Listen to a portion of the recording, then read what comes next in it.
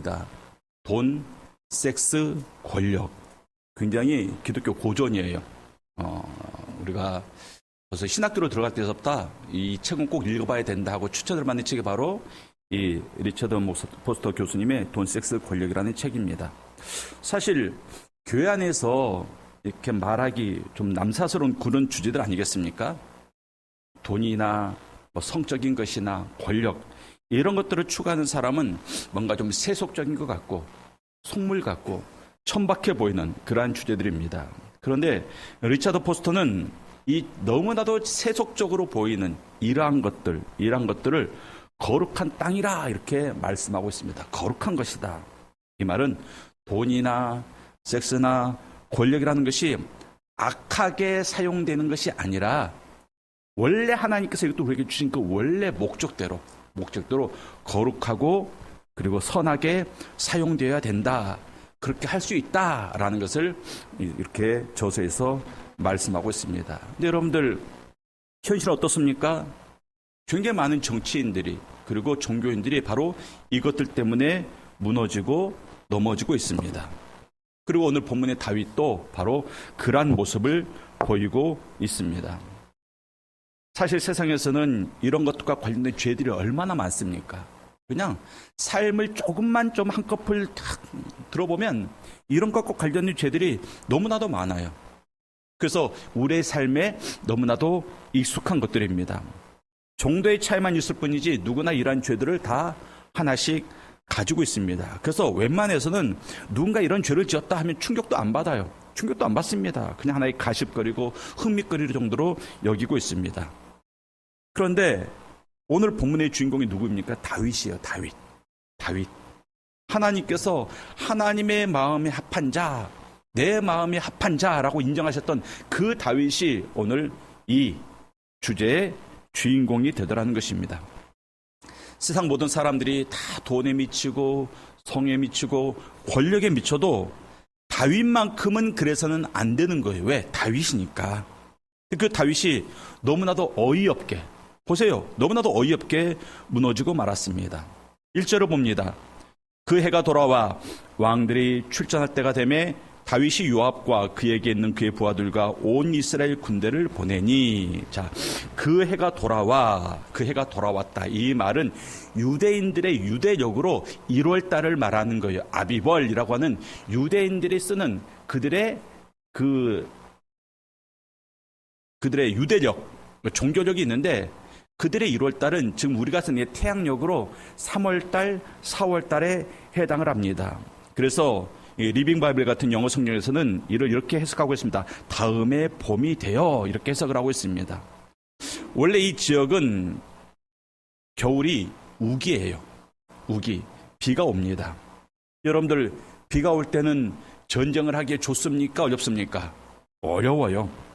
이성계가 요동정벌이라는 그러한 명을 우왕과 최영 장군으로부터 명을 받고 군사를 이끌고 가다가 위화도에서 군사를 돌려서 한양으로 돌아와 고려를 무너뜨리고 조선을 건국합니다. 그때 이성계가 군사를 돌렸던 그 이유 중에 하나가 이거예요. 지금 한창 장마철이므로 활은 악교가 풀어지고 많은 군사들은 역병을 앓을 것이다. 진짜로 비가 많이 왔습니다. 땅이 질퍽거리니까 수많은 군량미를 실은 수레가 움직이지도 않습니다. 활도 축 늘어져서 제 위력을 발휘하지도 못합니다.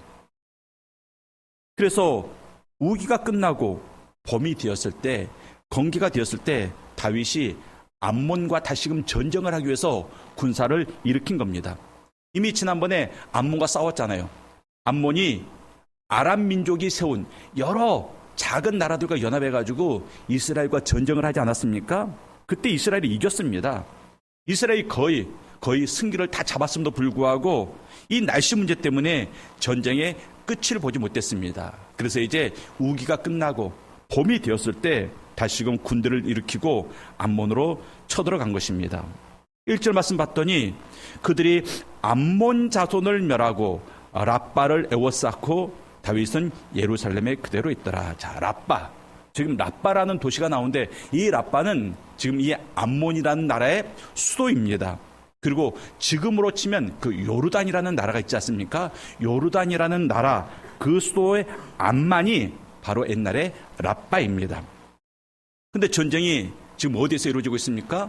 이스라엘과 암몬의 국경전에서 전쟁이 이루어지는 게 아니라 암몬의 수도인 라빠에서 전쟁이 벌어지고 있습니다. 이 말은 이스라엘 군대가 국경선을 넘어가지고 아주 파죽지세로 암몬군을 무찌르고 그 수도까지 다 다다랐다는 것입니다.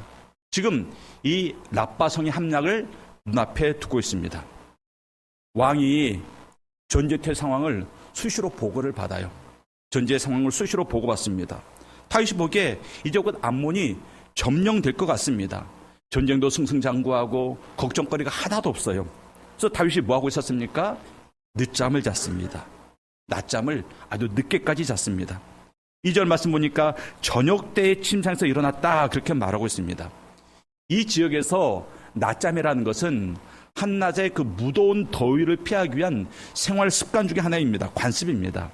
그런데 국가적으로 전쟁 중에 있잖아요. 전쟁 중에 있습니다. 그런데 낮잠을 잘 수 있지만 저녁 때까지 아주 길게 아주 늘어지도록 잠을 자는 것, 이것은 사실 왕으로서 용납이 안 되는 행위인 거죠. 왜? 전쟁 중이기 때문에. 만약에 우리나라에 지진이 나거나 아니면 또 백령도에 북한에서 포탄을 떨어뜨리면 그런 상황 속에서 만약에 대통령이 골프를 치고 있었다. 난리가 날 겁니다. 용납이 안 되는 거죠. 평상시에는 칠 수 있어요. 근데 국가의 위기 상황에 그럴 수는 없는 거잖아요. 마찬가지로 부하들은 지금 전쟁터에서 죽기 살기로 싸우고 있는데 왕이 아무리 간섭이라고 해도 아주 늘어지게 늦잠을 자고 일어났다라는 것, 이것은 그만큼 다윗의 영적인 상태가 아주 해이해졌다, 영적으로 나태해졌다, 이것을 보여주고 있습니다. 낮잠을 푹 자고 일어났더니 이제 선선한 저녁이 되었습니다. 선선한 저녁을 맞이해서 왕궁 옥상을 거닐다가 어떤 집에서 한 여인이 목욕하는 모습을 보게 됩니다. 원래 왕궁은 다른 곳보다 더 높은 곳에 지어지게 되어 있어요. 높은 곳에 지어지는 왕궁의 옥상이다 보니까 주변의 모든 집들이 훤하게 보입니다. 2절 말씀 보세요. 저녁 때 다윗이 그의 침상에서 일어나 왕궁 옥상에서 거닐다가 그곳에서 보니 한 여인이 목욕을 하는데 심히 아름다워 보이는 자라. 자, 여러분들 우연히 남의 집을 봤는데 거기서 어떤 사람이 목욕을 하고 있어요. 그럼 어떻게 해야 됩니까? 에그먼지다 하면서 고개를 돌려야죠. 고개를 돌려야 되면 그게 맞습니다. 그런데 다윗은 어떻게 했습니까? 심히 아름다워 보이는지라. 대충 본 게 아니라 자세히 봤다라는 거예요. 남의 집 여인이 목욕하는 모습을 자세히 보고 집중해서 보고 참 아름다운 여인이구나 라는 것을 발견했습니다. 마치 하와가 선악과를 바라보듯 탐욕이 가득한 눈으로 그 현장을 바라보고 있었던 겁니다. 처음에 눈에 띄자마자 눈을 돌렸으면 다윗이 이러한 범죄에 빠지지 않았을 텐데 주목해서 계속해서 바라봤습니다. 여기서 이미 다윗은 이미 넘어지고 있었습니다. 그 마음의 경계선이 이미 무너진 거예요. 마음의 경계선이 무너지니까 집중해서 바라봤고, 그리고 그 여인에 대해서 궁금하게 생겼습니다. 저 여인이 도대체 누구일까? 그리고 그 여인에 대해서 알아보도록 부하들에게 시킵니다. 여러분들, 여기서 중요한 교훈이 무엇입니까? 무엇을 보느냐, 이게 중요해요. 무엇을 보느냐. 우리의 눈이 무엇을 보느냐. 왜냐하면 사람들은 눈에 보이는 대로 살기 때문에 그래요. 사람들은 눈에 보이는 대로 살기 때문에. 그래서 성경에서 경계하고 있잖아요. 눈에 보이는 대로 살지 말고 어떻게 살라고요? 믿음으로 살라고. 여호수아 7장 21절 말씀을 보겠습니다. 여호수아 7장 21절 말씀. 이 말씀을 함께 합독하도록 하겠습니다. 내가 노력한 물건 중에 시날산의 아름다운 외투 한 벌과 은 200세겔과 50세겔 중량의 금덩이 하나를 보고 탐내어 가졌습니다. 여러분들 보십시오. 지금 아간의 범죄한 내용인데 아간이 뭐라고 말하고 있습니까? 금덩이 하나를 앞에서도 쭉쭉쭉쭉쭉 뭘 말하고 보고 탐내어 가졌나이다. 보고. 그 마음 가운데 탐심이 왜 생겼다고요? 눈으로 보았기 때문에 탐심이 생겼다 말하고 있습니다. 창세기로 보면 하와도 그 나무를 본즉 그랬어요. 그 나무를 본즉 먹음직도 하고 보암직도 하고 탐스럽게 한 나무 열매인지라. 그래서 따먹었다 말하고 있습니다. 우리가 이 땅을 살면서 무엇이 중요합니까? 무엇을 보느냐가 중요해요. 여러분들 무엇을 보냐가 중요합니다. 여러분들 TV도요. 그냥 나온 대로 보지 마십시오. 어떤 프로를 보느냐 그게 굉장히 중요합니다. 이상한 거 보지 말고 그냥 죄악이 가득한 그런 거 보지 말고 폭삭 속았수다 그런 거 보세요. 얼마나 감동이 됩니까? 은혜가 되는 그런 것들을 보시고 할 수 있으면 GTS 보시고 기독교 공성 보시고 그러니까 보는 것을 잘해야 됩니다. 시편 119편 37절 말씀에 이런 말씀이 있습니다. 자, 다 같이 봅니다. 시작.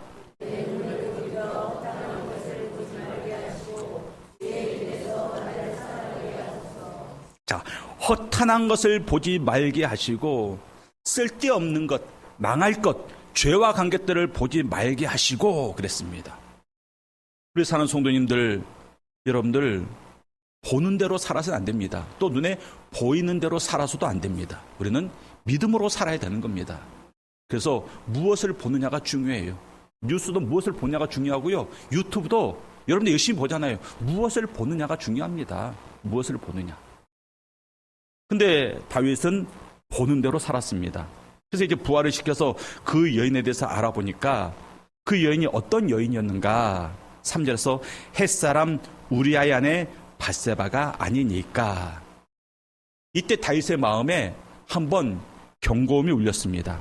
아, 남편이 있는 여인이구나. 사실 그냥 결혼을 안 한 여인이면 그 당시 풍습에 따라서 왕이 첩을 둘 수도 있어요. 그런데 결혼한 여인입니다. 남편이 있는 여인입니다. 더군다나 그 남편이 누굽니까? 내 충성스러운 바로 부하구나라는 것을 이때 다윗이 알게 됩니다. 경고음이 한번 울렸습니다. 여러분들 요즘은요 이 차에 경고 시스템이 잘 되어 있어요. 그래서 사람이나 차가 내 차 주변에 오면요 앞으로 오든지 옆으로 오든지 뒤로 오든지 경고음이 울립니다. 충돌을 방지하기 위해서 경고음이 울리는 거예요. 또 운전할 때 차선을 넘어가잖아요. 그럼 막 경고음이 울려요. 졸음운전을 방지하기 위해서. 또 차량을 강제로 열려고 해도 경고음이 울립니다. 도둑을 방지하기 위해서. 시동을 켜고 차가 움직였는데 운전자가 안전대를 안 맸잖아요. 그럼 또 경고음이 울립니다. 또 시동을 끌 때도 차의 창문이 열려 있으면 또 경고음이 울립니다. 사방에 경고음이 작동합니다. 경고음만 있습니까? 경고등도 있어요. 경고등도. 앞에 운전석을 바라보면 오일이 부족할 때, 휘발유가 부족할 때, 밖에 공기가 부족할 때, 문이 꽉 안 닫혔을 때 아무튼 차가 좀 이상이 있으면 앞에 수많은 경고등이 번쩍번쩍 켜집니다. 자, 그러면 이러한 경고 장치가 있는 이유가 뭘까요? 안전을 위해서 그래요. 안전을 위해서. 우리 인생에도 이러한 경고 시스템이 있습니다. 그래서 우리가 죄를 짓거나 하나님의 백성으로서 합당하지 않은 삶을 살게 될 때 경고음이 울려요. 그럼 어떻게 됩니까? 경고음이 울리면 즉시 하는 것을 멈추고 돌아봐야 됩니다. 무엇이 잘못됐나가 살펴봐야 됩니다.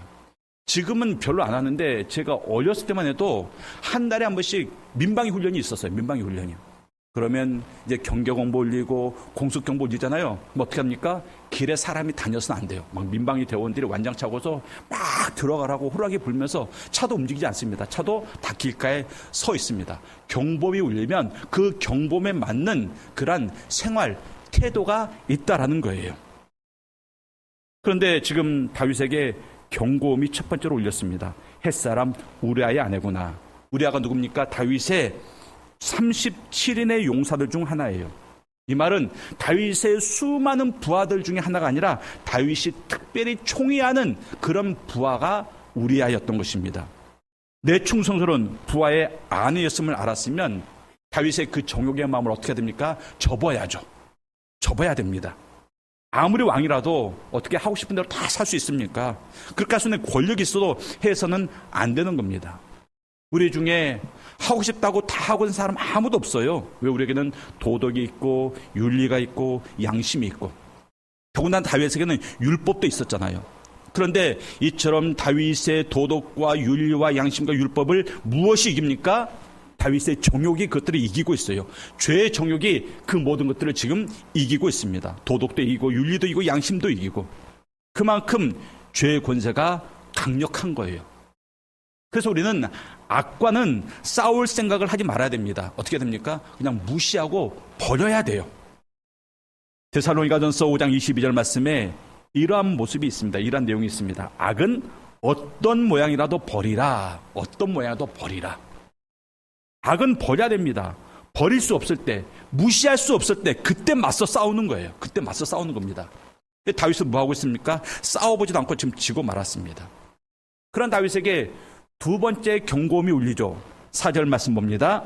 다윗이 전령을 보내어 그 여자를 자기에게로 데려오게 하고 그 여자가 그 부정함을 깨끗하게 하였으므로 더불어 동침함에 그 여자가 자기 집으로 돌아가니라. 자, 전령을 여인에게 보냈습니다. 자, 여러분들 생각을 해보십시오. 성경을 읽을 때요, 막 생각을 많이 해야 돼요. 그 장면을 상상하면서 성경을 보면 굉장히 재미있습니다. 다윗이 그 여인을 데려오기 위해서 전령을 보냈는데 몇 사람을 보냈을 거예요, 몇 사람을. 보통 우리는, 한 사람은 보냈겠구나. 그게 뭐, 남의 여자 데려오는 게 뭐 자랑거리라고 여러 명 보내겠습니까? 한 사람 몰래 보내서 데려왔을 것이다. 이렇게 생각할 수 있지만, 아니에요. 한 사람을 보낸 게 아닙니다. 이 전령, 이 단어, 말라킴이 복수형으로 쓰였습니다. 원래는 복수형으로 쓰였습니다. 그 말은 두 사람 이상의 전령을 보냈다라는 거예요. 여인 한 사람을 데려오는데 부하 두 사람 이상을 보냈습니다. 왜요? 말로 해서 따라오면 되고 안 따라오면 강제로 끌고 오기 위해서. 말을 안 들으면 강압적으로 데려오기 위해서 부하를 두 사람 이상 보냈던 것입니다. 그러니까 자기의 욕망을 채우기 위해서 자기의 권력을 마음껏 남용하고 있는 겁니다. 자, 4절 말씀을 다시 한번 보면 다윗이 전령을 보내어 그 여자를 자기에게로 데려오게 하고 그 여자가 부정함을 깨끗하게 하였으므로 더불어 동침하매 여인을 데려왔습니다. 자, 그런데 본문을 자세히 보면 여인을 데려와서 동침하기 전에 무엇을 봤습니까? 이 여인이 부정한가 정결한가, 그것을 지금 다윗이 따지고 있습니다. 그래서 부정함을 깨끗게 했구나, 그것을 알고 나서 동침을 했습니다. 이스라엘 율법에 여인이 부정한 때가 있어요. 한 달에 한 번씩. 그럼 부정한 때가 있습니다. 그러면 그 부정한 기간에 여인과 동침해서는 안 돼요. 왜? 그러면 그 남자까지도 부정하게 되는 겁니다. 그래서 지금 다윗이 여인이 부정한지 정결한지 그 여부를 살폈습니다. 그러고 나서 이 여인이 정결하게 되었구나, 그것을 알고 동침을 했다라는 것입니다. 만약에 여인이 부정했으면 동침하지 않았을 거예요. 그러니까 지금 다윗이 이 여인과의 그 관계, 잠자리와 관련된 그 율법에 대해서 알고 있었다, 모르고 있었다? 알고 있었습니다. 여인과의 잠자리에서도 율법을 따질 정도로 율법에 대해서 잘 알고 있었던 이 다윗이 율법의 내용 가운데 타인의 아내 된 자와의 동침을 금하고 있다라는 것을 다윗이 몰랐을까요? 알았어요. 알았습니다. 그렇기 때문에 다윗의 마음 가운데 또 한 번의 경고음이 울렸습니다. 삐요삐요하고 경고음이 울렸습니다. 근데 다윗이 그 경고음을 어떻게 합니까? 무시해요. 율법이 주는 경고의 말씀을 무시하고 있습니다. 제가 어렸을 때 동네 형들과 같이, 이제 저는 그때 많이 어렸어요. 초등학생인데 동네 형들이 치케로 간다 그러더라. 치케로 간다고. 제가 응암동에 살았는데요. 응암동 뒤쪽에 백년산이라고 있어요. 백년산이라고 있는데 거기 치케로 간대요. 그래서 동네 형들이 뭐 삽이랑 톱이랑 들고 챙겨 들고 치케로 간다고 하는데, 이 치케는 게 어려워요. 칡 넝쿨이 산에 곳곳에 있거든요. 그 넝쿨을 따라가다가 뿌리까지 따라가서 뿌리를 캐내야 되는데, 그 뿌리가 우리가 알고 있는 그 칡이거든요. 이 칡뿌리를 갈근이라고 불러요. 갈근. 여기서 말하는 이 갈이 뭡니까? 갈등하다 할 때 그 갈이 바로 이 칡뿌리에 나오는 이 갈입니다. 왜냐하면 칡이 자라는 곳에는 다른 식물이 자라지 못한다고 합니다. 칡은요, 어디서나 자라요. 엄청난 번식력과 강인한 생명력이 있습니다. 그래서 하루에 30cm, 40cm쯤 막 번식한다고 합니다. 그리고 이 넝쿨이기 때문에 주변의 나무를 감아서 타고 올라갑니다. 어떻게 됩니까? 빛이 차단이 되죠. 그래서 결국 그 나무가 죽어버리고 맙니다.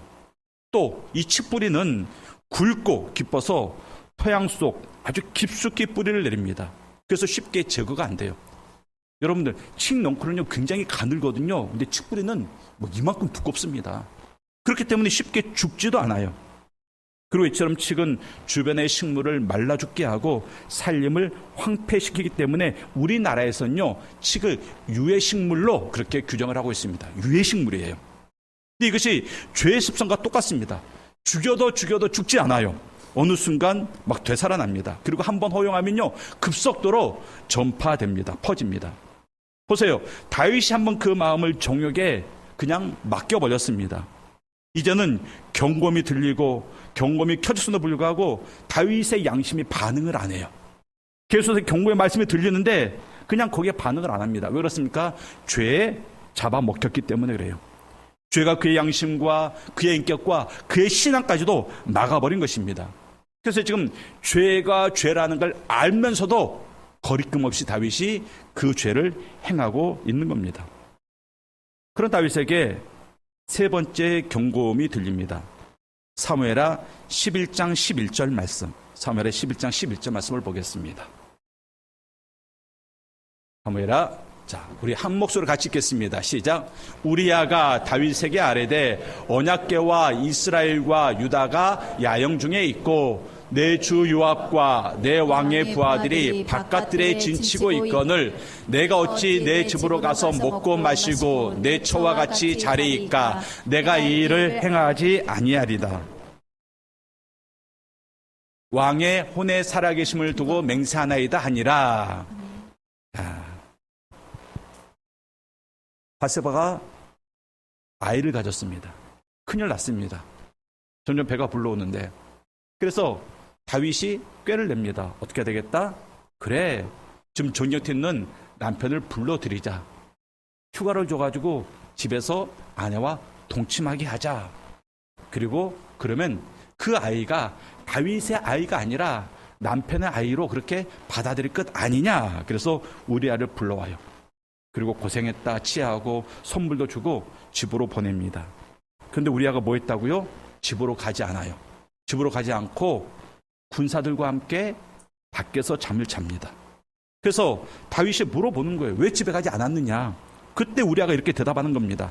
우리아가 다윗에게 아뢰되 언약궤와 이스라엘과 유다가 야영 중에 있고 내 주 요압과 내 왕의 부하들이 바깥들에 진치고 있거늘 내가 어찌 내 집에서 가서 먹고 마시고 내 처와 같이 자리이까? 무슨 말입니까?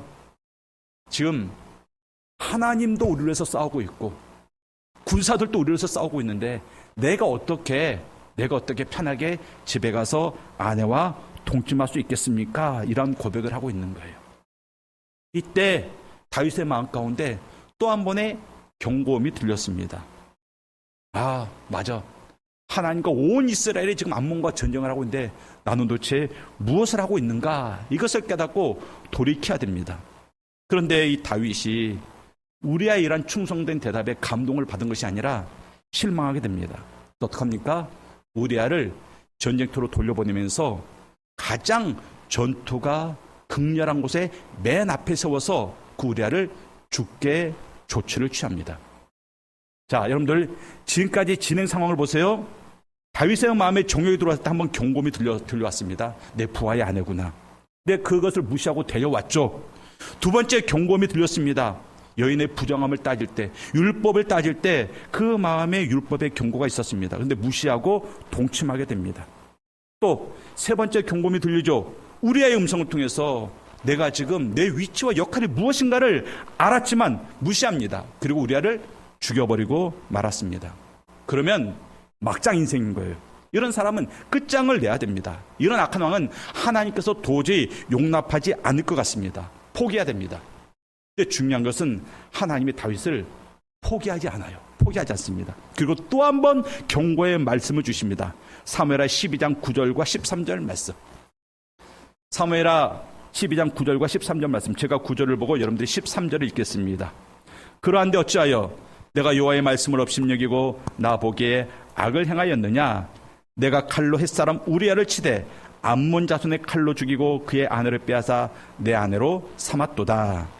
다윗이 나단에게 이르되 내가 여호와께 죄를 범하였노라 하매 나단이 다윗에게 말하되 여호와께서도 당신의 죄를 사하셨나니 당신이 죽지 아니하려니와. 자, 계속 하나님의 경고의 말씀을 무시한 이 다윗에게 하나님께서 또 한 번 경고의 음성을 들려주십니다. 이제는 하나님께서 선지자를 직접 보내요.